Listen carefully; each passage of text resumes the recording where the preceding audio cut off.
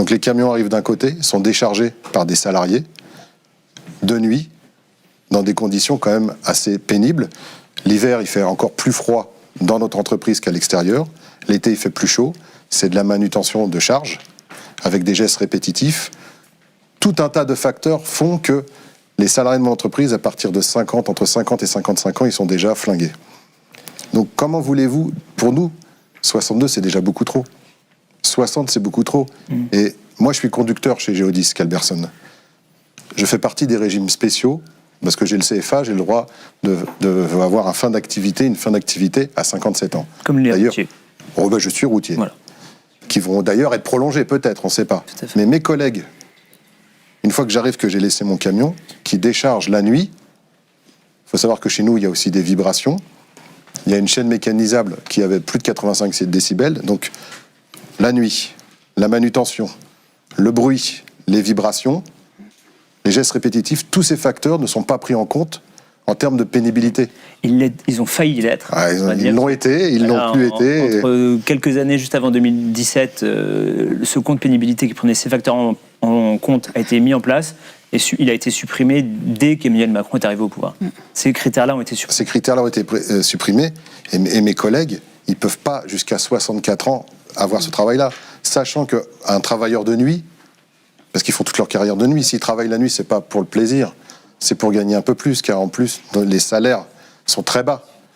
Un travailleur de nuit perd en moyenne 7 ans de vie après. Donc on va les faire aller jusqu'à 64 ans pour même pas profiter de leur pauvre retraite. Parce que pour mes camarades et moi, la retraite, c'est le combat actuel. Mais il n'y a pas que ça. Les salariés de chez nous, quand ils sont inaptes, qui sont cassés du dos, qu'est-ce qu'ils deviennent ? On les licencie ? Alors on a eu des reclassements très marrants dans notre entreprise il y a quelques années où un manutentionnaire qui savait à peine lire et écrire, on lui a proposé une place de directeur pour dire on fait du reclassement. Mais les salariés vont directement chez toi et c'est ça le problème. Qu'est-ce qu'ils deviennent après ? L'entreprise, elle s'en lave les mains. Ils se sont tués à la tâche et au final, il n'y a aucune reconnaissance, il n'y a rien du tout. Et je suis d'accord, ce que vous disiez tout à l'heure, il y a un mépris du monde ouvrier. On le voit même chez nous avec nos dirigeants, nos encadrants, parce qu'on a un mercato régulier. L'ouvrier ne sait pas. Et on leur rappelle, mes camarades et moi, que l'instruction, ça ne fait pas l'intelligence. On a des gens qui débarquent, avec des diplômes comme ça, qui vont expliquer le travail, qui ne l'ont jamais vu, mais ils vont l'expliquer à des gens qui le font depuis 40 ans. Et c'est un peu ça le problème. Et nous, ce qui nous inquiète, c'est ça, c'est que deviennent les salariés qui sont inaptes chez nous et qui passent chez toi. Il n'y a rien de prévu. Et par rapport à l'âge, vous parliez de Moussa tout à l'heure, il faut dire aux gens quand même que nous, on sort de 5 semaines de grève entre octobre et novembre, et on a gagné. La grève, ça gagne. Quand les salariés se mobilisent, et nous, quand on s'est mobilisés contre Geodis, pour des hausses de salaire, pour des conditions de travail, mais c'était notamment pour les hausses de salaire, quand les salariés se mobilisent et qui bloquent, ça gagne quand même. Parce que là, on commence à nous dire, ça y est, c'est plié. Ça... Non. Notre employeur, il rigolait, il nous voyait pendant 5 semaines dehors. Mais l'argent, il ne rentre pas pendant 5 semaines. Donc même avec les plus beaux sourires, je fais un parallèle entre notre employeur et le gouvernement, c'est pareil. Monsieur Macron, c'est un super RH. Tant que lui, ça ne lui pose pas de problème, mais quand les employeurs ils vont commencer à dire « Oh, ça ne rentre pas », parce que Geodis, filiale SNCF, ça a remboursé le déficit de la SNCF. Ça a fait des chiffres records depuis le Covid. Il n'y en a pas beaucoup des entreprises qui ont fait des chiffres records pendant le Covid. Je reviens sur la première ligne parce que je vois mon camarade de Monoprix, je vois des secteurs qu'on a valorisés, mais c'est ceux qui vont le plus payer cette réforme. C'est ceux qui sont le plus maltraités. Je parle de mon secteur parce que je le connais. Mais ma grand-mère, quand elle est en EHPAD, c'est quelqu'un de 64 ans qui va l'aider à la porter ? Qui c'est qui va réparer mon toit ? C'est quelqu'un de 64 ans ? Quand il va y avoir le feu, c'est un pompier de 64 ans ? Je n'ai rien à faire ici, moi. Je n'ai absolument rien à faire sur ce plateau. Je trouve ça dingue, mais vraiment, là, je suis honnête, je ne prévoyais pas de dire ça.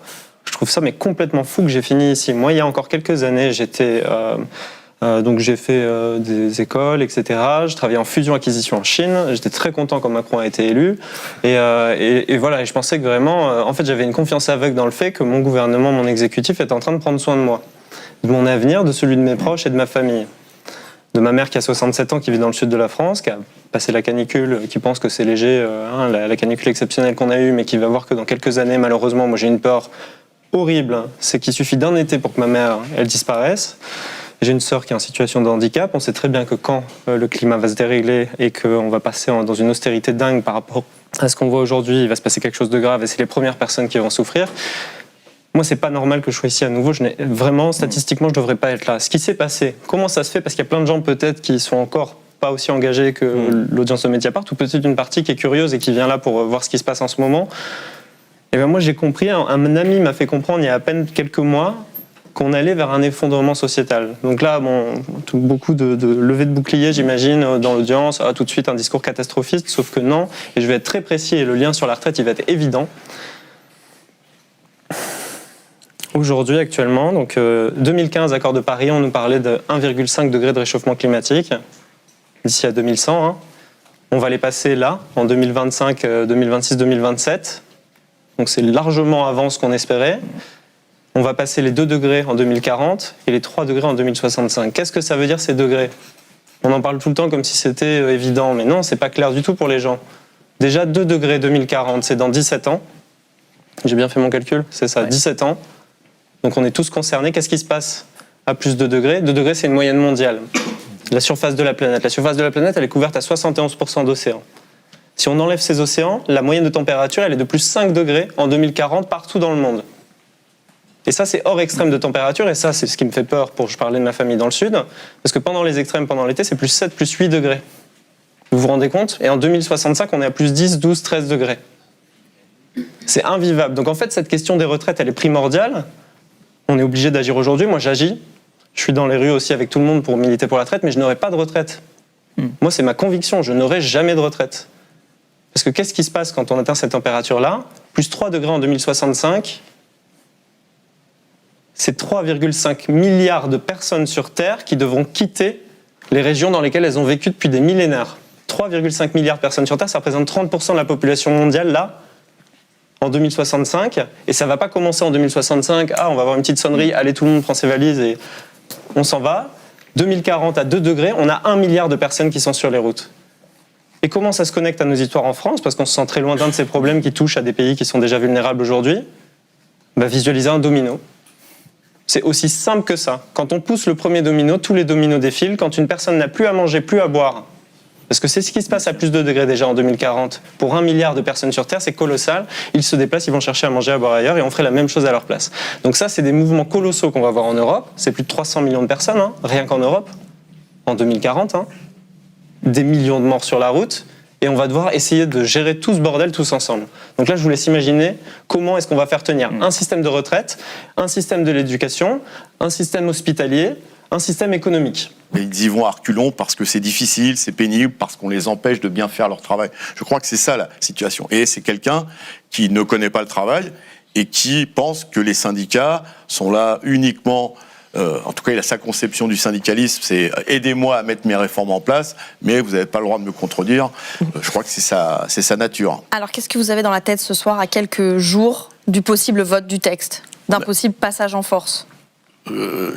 Alors, j'ai plusieurs choses. Premièrement, il y a une journée de mobilisation mercredi prochain, et c'est important de continuer à montrer notre détermination collective, malgré le chantage, les pressions. Vous avez noté des ministres qui nous ont accusés d'être responsables de la sécheresse, de refuser aux enfants de se faire vacciner. Enfin, on a atteint le summum. Eh bien, il faut que cette détermination, elle se voit mercredi prochain pour tout le monde, et puis que ceux qui sont engagés dans des grèves reconductibles, il y a besoin d'élargir, mais il y a besoin de continuer. Donc, la détermination, elle est toujours là. Et puis, on voit bien que, je veux insister là-dessus, la mobilisation, elle fait que, c'est ce que vous disiez, personne ne sait ce qui va se passer jeudi à l'Assemblée.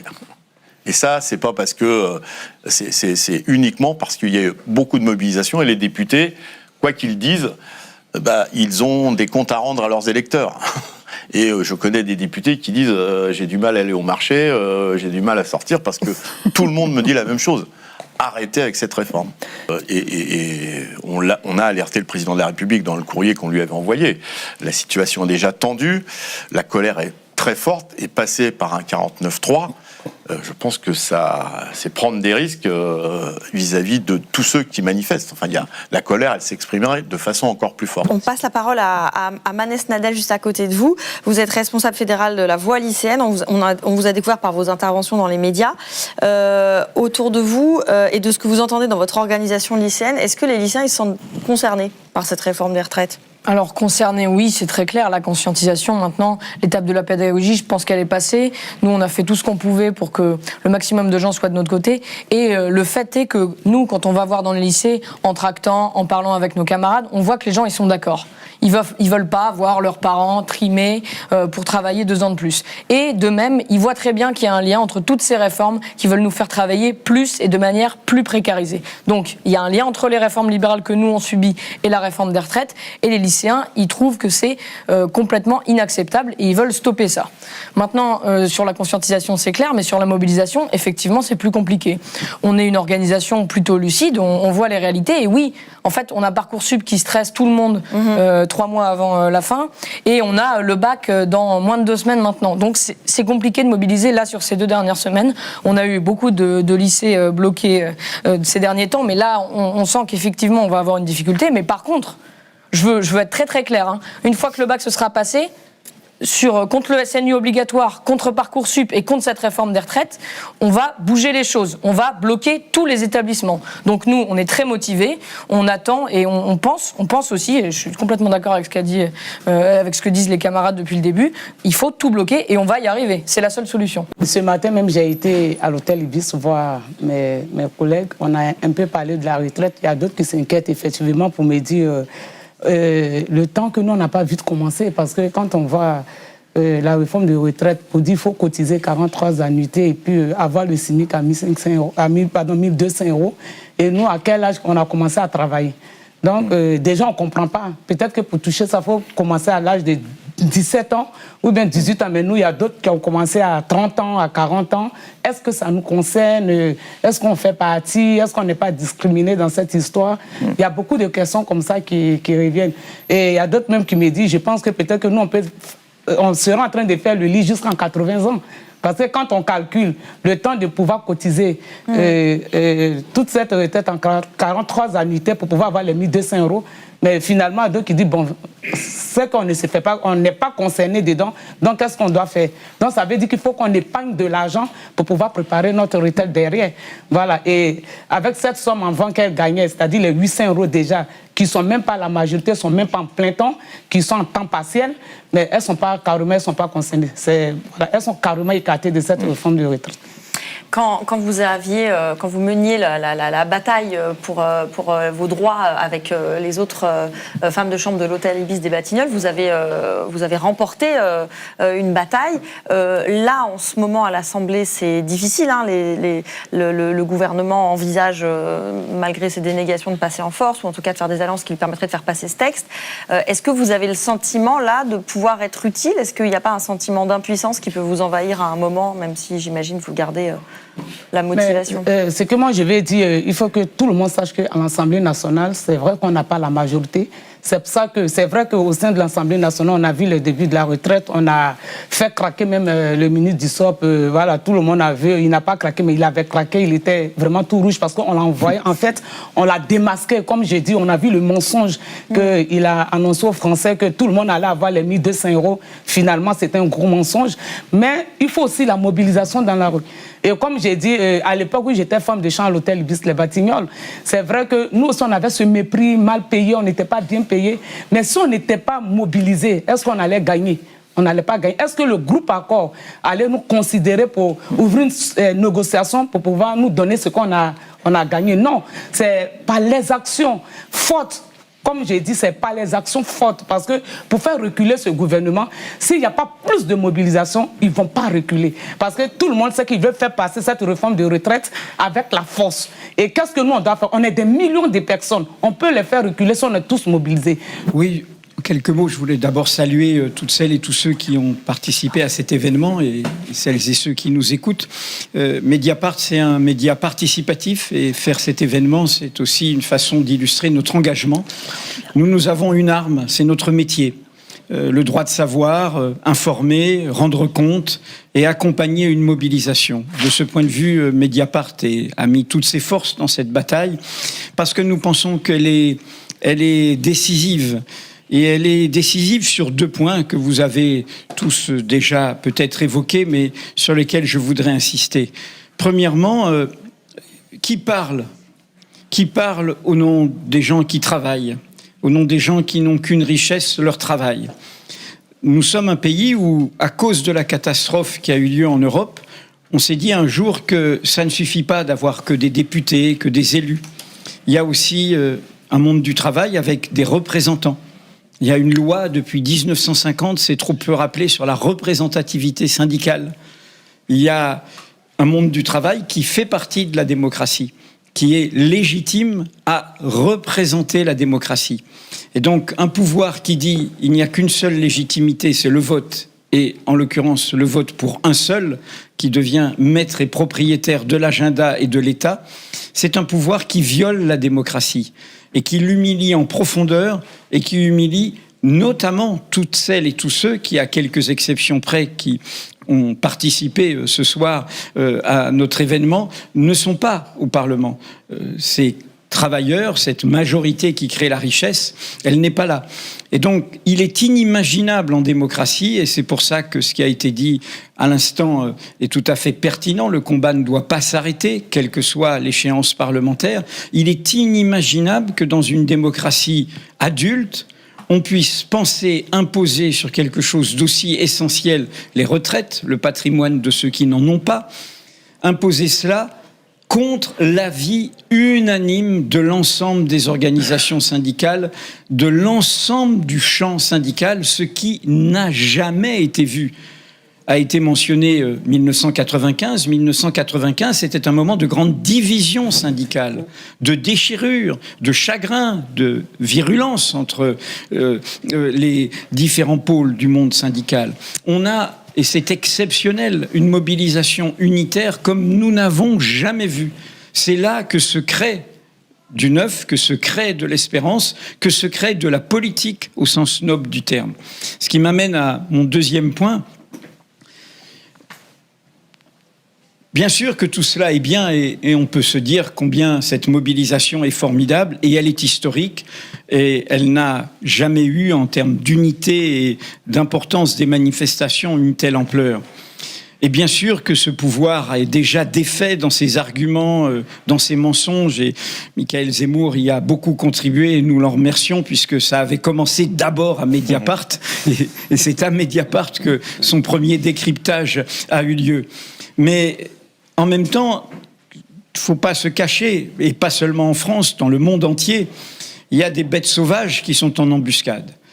Nous sommes dans une époque où les tenants, les adversaires historiques de l'émancipation, de l'égalité des droits, les défenseurs des hiérarchies entre humanités sont un peu présents partout et sont en embuscade. Et nous le savons très bien en France, puisque à 2 reprises, le président actuel a été élu contre leur représentante, Marine Le Pen.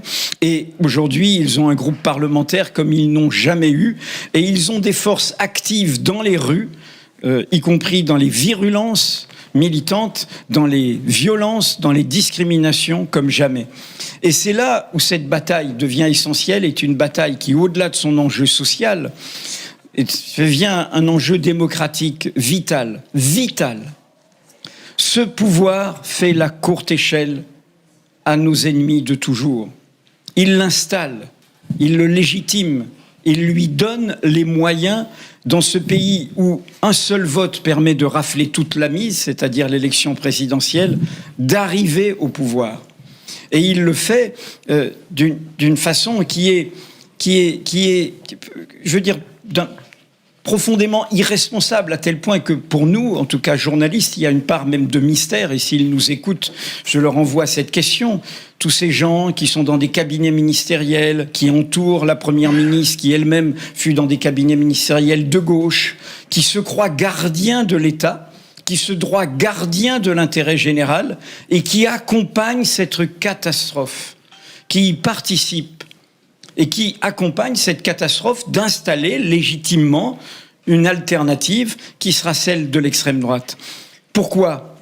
Parce que ce pouvoir a été élu pour lui faire barrage. Et il ne lui fait pas barrage. Ça fait 24 ans que je travaille à Monoprix. Ouais. Et c'est vrai que je suis mère avec 2 enfants.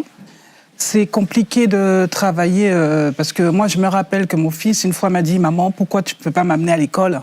J'ai dit qu'on commence à 6 heures. Vous savez, dans le commerce... 6 heures du matin. 6 heures du matin. On finit à midi, voire 13 heures, ça dépend des jours. Et c'est vrai que travailler dans le commerce, c'est un métier très dur parce que tirer des palettes, mettre un rayon pour la clientèle, faire le nécessaire pour que tout le monde soit bien reçu à 8 heures, parce que le magasin ouvre à 8 heures, et c'est vraiment difficile.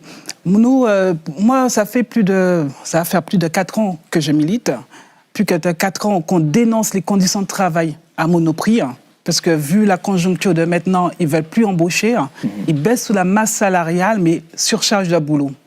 Et comme on dénonce ça, c'est pour dire qu'on veut bien travailler, mais de bonnes conditions et avoir un salaire décent. Parce qu'avoir 1 200, 1 300 euros et que vous avez un loyer à payer, les charges, surtout, il faut nourrir, il faut habiller les enfants. Je vous dis franchement, à la fin, même voire le 15 du mois, on n'a plus rien. Ouais. Et c'est pour ça que nous, on dénonce ça pratiquement tous les samedis, voire les vendredis, voire faire l'interpro, aider nos camarades de Géodis comme ils étaient là aussi, RATP, c'est pour montrer comme quoi que nous sommes solidaires avec l'ensemble de tous les ouvriers, parce que si on ne fait pas ça, on ne va jamais arriver. C'est dans cet esprit-là que vous êtes contre la réforme des retraites. J'imagine que on vous voit dans les manifestations, vous ou vos camarades. Ah oui, mais moi je c'est la suite pour vous, c'est une suite logique en fait. Oui, mais je ne me vois pas arriver jusqu'à 64 ans. Moi, j'ai déjà des problèmes de santé, mais je me force à travailler, je me force à me lever. Mais 64 ans, moi, je vais voir mes petits-enfants, monsieur. Moi, je ne vais pas mourir pour le travail. Nous, on veut travailler, prendre notre retraite, vivre de notre retraite, vivre de notre salaire, de ce qu'on l'a donné. On l'a donné à l'État, on paye les impôts. Si on paye les impôts, ce n'est pas pour rien. Si on veut travailler dans des bonnes conditions, il faut avoir le maximum salaire décent. C'est tout. Et peut-être juste avant de faire tourner la parole, si vous deviez vous adresser directement à ceux qui sont responsables de cette réforme, à Emmanuel Macron, à son gouvernement, vous leur dites quoi ce soir ? Je lui dirais de venir faire 1 semaine à Monoprix. Il va comprendre la souffrance des ouvriers. Il va comprendre la souffrance. Toucher 1 200 euros. Qui va toucher ce salaire-là, il va se dire non, c'est pas normal. Il faut qu'ils descendent, il faut qu'ils aillent voir, discuter avec les salariés. C'est pas en restant pour le plancher en haut et dire voilà, vous faites ci, c'est comme ça. Non, on veut pas ça. Nous, on veut que lui, il comprenne que les ouvriers, ils ont ras-le-bol. Ils peuvent pas vivre comme ça. Ils veulent vivre dignement. La sociologie du mouvement social qu'on connaît depuis le mois de janvier est un vrai marqueur de ce qui est en train de se passer. Ça a été très bien dit, il y a beaucoup de mobilisation dans des villes petites, moyennes, partout sur le territoire. Donc ça, c'est le premier marqueur de comment ça concerne tous les gens. Et le deuxième, c'est effectivement, on a dans les manifestations partout en France, tous les secteurs professionnels qui sont présents. Donc c'est une vraie mobilisation interprofessionnelle, beaucoup plus que des mouvements précédents qui étaient vraiment marqués par des secteurs qui étaient des locomotives. Comme ça, on fait une petite analogie de ce qui peut se passer dans le passé. Et donc, du coup, c'est donc ce que vous exprimez, ce qui est exprimé à travers les mobilisations, c'est le fait qu'il y a une incompréhension qui est vécue comme une injustice, comme une brutalité. Il y a des situations de travail qui ne sont pas regardées, analysées en face, sur lesquelles la question de comment moi je participe en tant que travailleur à une meilleure organisation de mon travail dans mon entreprise, dans mon administration, comment on agit pour améliorer les conditions, l'organisation, les conditions de travail, ça c'est absent de la négociation sociale et la CFDT l'a regretté depuis longtemps et a essayé de le mettre en avant. Et au lieu de faire ça, on dit à tout le monde, bah non, en fait, il s'est passé une crise sanitaire. Pendant la crise sanitaire, vous avez été appelé à faire en sorte que le pays tienne. Ça a été dit comme ça, par ces mots-là. Et donc, on va vous revaloriser. La seule revalorisation que la plupart de ces salariés ont, c'est vous allez payer 2 ans de plus sur votre carrière professionnelle. Donc, c'est vécu comme une brutalité, comme une injustice.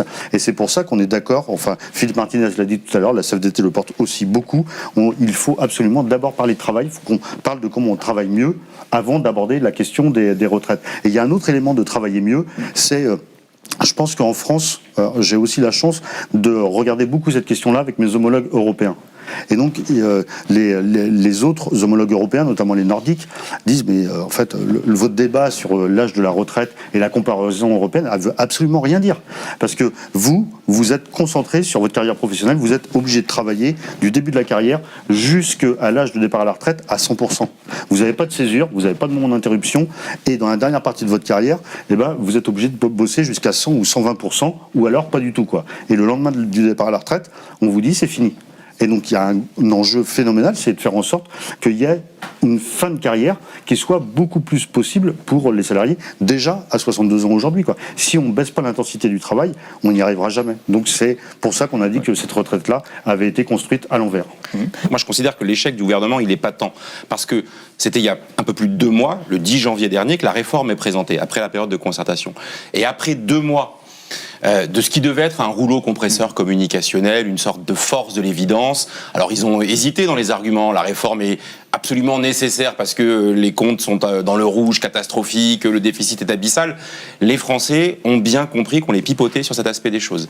Et que s'il y a un déficit, et encore on peut en discuter de l'ampleur, etc., il est mesuré, il est limité, et il y a des solutions alternatives pour le financer, mais ils ont été dans une posture idéologique. Voilà. Et encore ces jours-ci, Gabriel Attal, son dernier mantra d'argumentaire est de dire c'est soit les 64 ans, soit on augmente les impôts de tous les Français. Ça, c'est du pipeau. Les propositions qu'on a formulées pendant tout le débat, ou en tous les cas dans le peu de temps qu'on a eu, c'était de dire on peut financer le déséquilibre du régime des retraites sans mettre à mal le pouvoir d'achat des Français, mais simplement en mettant à contribution des acteurs. Donc ça, c'était le premier argument. Ils ont menti sur ça. Ils ont menti sur le fait de dire que la réforme était juste et que les pseudo-mesures de compensation, il faut toujours avoir ce chiffre en tête. Il y a 17,7 milliards d'euros d'économies qui sont supportés par tous ceux à qui on va demander 2 années de plus de travail supplémentaire. Et il y a en réalité 1,5 milliard, 2 milliards de mesures de compensation, c'est-à-dire d'amélioration de l'existant, et nous on n'est pas hostile à ce qui est de l'amélioration de l'existant, et un peu plus, et 1,5 ou 2 milliards supplémentaires de statu quo, en disant en gros qu'on n'a pas soumis les gens qui étaient touchés par l'invalidité. Donc pour revenir à votre question, ils ont perdu, parce que le rejet dans l'opinion publique demeure massif. Et donc, je dis, est-ce que ce rejet dans l'opinion publique se traduit par, très concrètement, du flottement parmi les députés Renaissance, parmi les députés d'LR, on en est là aujourd'hui. On est dans un mouvement social qui a un niveau d'adhésion quand même rarement atteint dans le pays. C'est-à-dire que les gens sont d'accord, les gens sont vraiment pas d'accord avec le gouvernement, ils sont d'accord avec cette mobilisation. Ça, c'est un énorme point d'appui. Qu'est-ce qu'on peut faire pour que ça monte d'un cran ?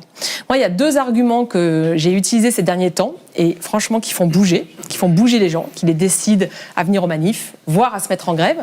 Le premier, c'est lors d'une soirée avec des amis, on discutait de la réforme des retraites, comme j'imagine beaucoup d'entre nous, et puis tout à coup, il y en a une qui dit « Non mais de toute façon, moi je m'en fous, je partirai à 62 avec moins d'argent, mais je partirai à 62. » Donc la petite blanc dans la salle, en fait, tu vas pas pouvoir.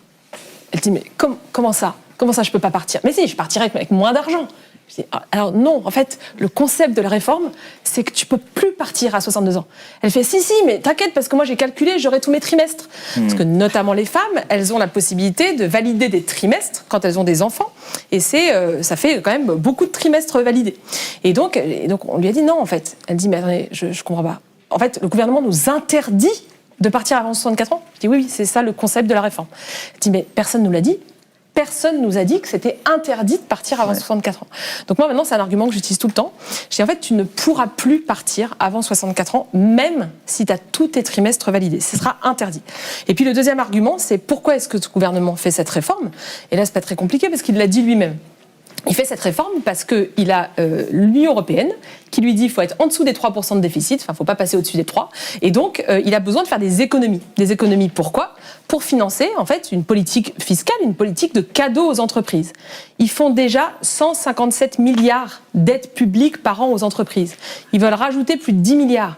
C'est un peu comme si le gouvernement, c'était la banque, puis il y avait les cambrioleurs qui arrivaient, puis ils disaient « Non mais vas-y, allez-y, prenez le code du coffre-fort. » quoi. Je veux dire, ils donnent le code pour braquer la banque. Et la banque, en fait, c'est nos retraites. Et donc ça, pour moi, c'est des arguments qui peuvent faire levier. En fait, c'est interdit. On ne pourra plus partir avant 64 ans, et ça va aller très vite. Les gens là qui devaient prendre leur retraite en septembre, on est en mars. En septembre prochain, ils devaient partir à la retraite. Ils étaient peut-être en train de faire des plans pour s'occuper des petits-enfants, pour partir en voyage, en vacances, etc. Ils se prennent 3 mois dans la tête. Enfin, vous vous rendez compte en termes de... Voilà. Et ceux qui, là, dans les années qui viennent, on va se prendre... Moi, je suis une génération qui va se prendre 2 ans dans la tête directement. Donc ça, c'est un argument. Et puis l'argument de pourquoi ils font cette réforme, je pense que ça peut faire partie des leviers de la mobilisation. Mediapart.